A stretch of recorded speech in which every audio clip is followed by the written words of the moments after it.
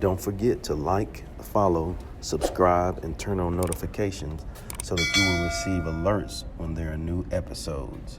Go get it. I've been grinding for so long, I wake up and chase my goals. I go out and I go get it. How to code, that's all I know. I don't succeed, then I don't breathe. Success, what does it mean? If I conquer all my goals, then I'm living out my dream.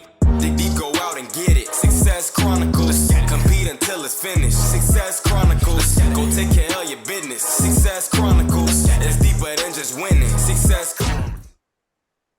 Hey, what's up, everybody? This is Chip Baker coming to you with another episode of the Success Chronicles, and I'm excited to have this guest on. She's a rock star educator.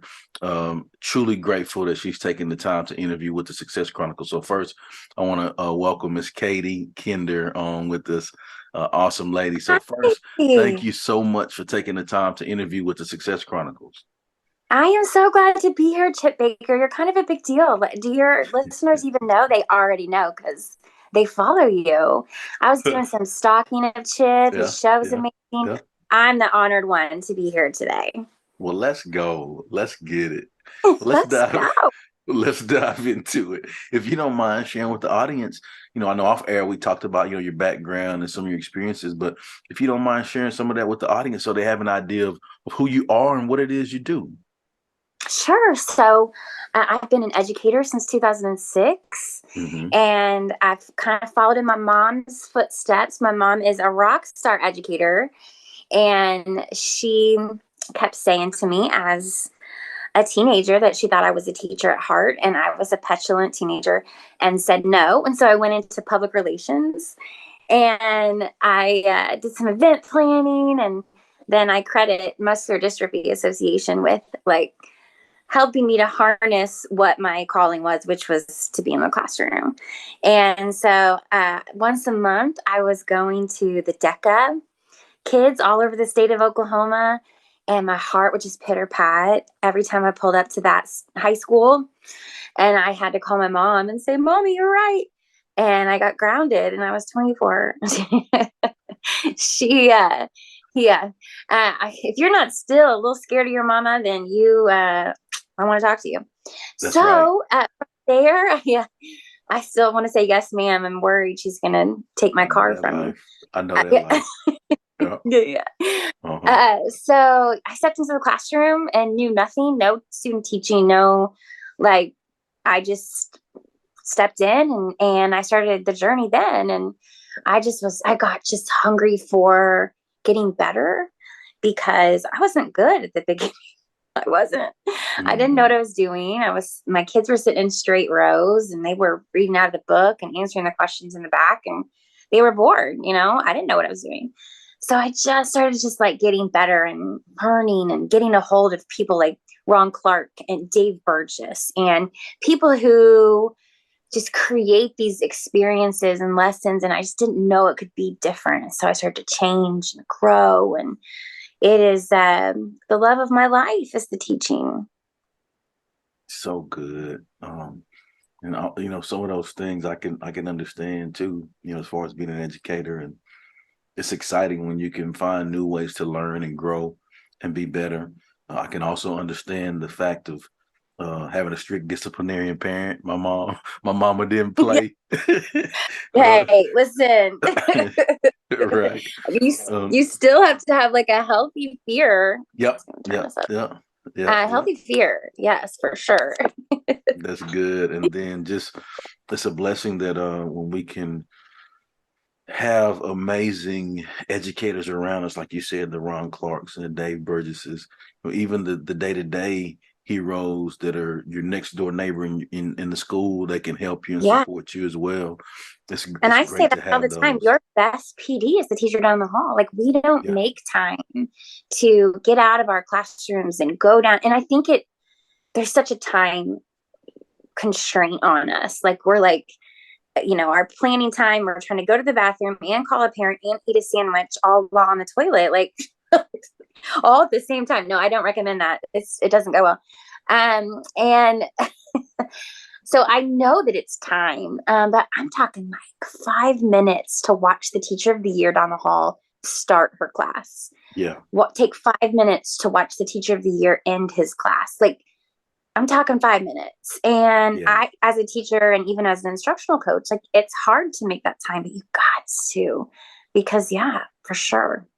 Yeah. Those teachers in the hall. Well, what are 3 things you've accomplished in your life that you're proud of? Goodness. Narrow it down to 3. Well, I'm very proud of my babies, and my babies are now 16 and 14. So they're teenagers, which, if you have children, then you know that if you have raised teenagers, then we're praying for all of us that have teenagers right now. My daughter, yeah, my daughter Maddie is a sophomore in high school, and my son is an 8th grader. And I'm just really proud of the people that they are turning into, and it's fun to watch them grow from being these tiny little babies that are dependent upon you, and becoming who they are meant to be. So I'm very proud of them. I am really proud of the books that I've written. And I've got Untold Teaching Truths out for several years. And then I just released Hallway Leadership, which was a collaboration with some of my best friends in the education sphere. And it's really cool. And I think my almost 20-year marriage, I think it's pretty good. I mean, I still like him. He's I still think he's cute. I mean, I still want to hang out with him. So, yeah, I think those are my 3. That's a lot to be proud of. Yeah. No. Because we know where to start. Yeah, that's good. Definitely, just hearing you talk about your journey, just hearing you discuss the things that you're proud of, I would consider that to be hugely successful. So let's hit on success. What is your definition of success? Gosh, I think it varies. It varies from person to person, right? Mine is just having staying power. Like, I have this dream to be this huge education speaker. And I started it, probably years ago, when I started doing internal training for my district, and seeing that I loved it. And I love training the baby teachers. That's what I call my new teachers, the babies. And, I started doing internal training, and then I was asked to go to a couple of conferences. And then my attendees would get in line and they would say, "You should write a book." And I'd be like, yeah, you should too. Like, okay. And then, like, who has time for that? And then when 2020 hit, that's what I did. I did not spring clean. I did not cook. I did not run marathons. I wrote my book. And then from there, it's just opened doors. But I've still had to make some really hard decisions. Like, it's still hard. Like, I'm just now kind of breaking into the speaking sphere. I'm getting contracts with schools. I am loving on the baby teachers all over the nation. But I think success just looks like a lot of hard work. Success is having staying power and getting pushed down, figuratively and literally, and getting back up again, and doing it again, and not giving up. And I think that's success, right? Yeah, I love it. I love it. Well, as we close, I'd love for you to have an opportunity to share with the audience where they can go follow you and check you out and show you some love. Yeah, let's do that. You can come and follow me on Twitter.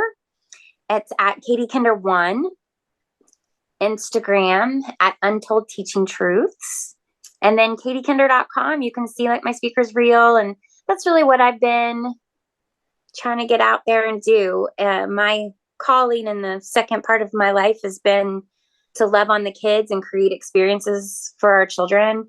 And I think this 3rd chapter is speaking and getting out there and loving on the baby teachers and having them take the message and stay in our noble profession.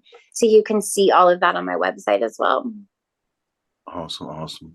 Well, again, Katie, I just want to say thanks so much for taking the time to interview with the Success Chronicles. Truly appreciate it. And I wish you continued success. Thank you. I loved being on.